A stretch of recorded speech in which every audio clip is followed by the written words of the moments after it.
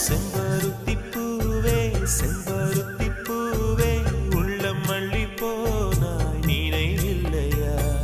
கண்கள் அறியாமல் கனவுக்குள் வந்தாய் மனசுக்குள் நுழைந்தாய் நினைவில்லையா உன்னை சுற்றி சுற்றி வந்தே நினைவில்லையா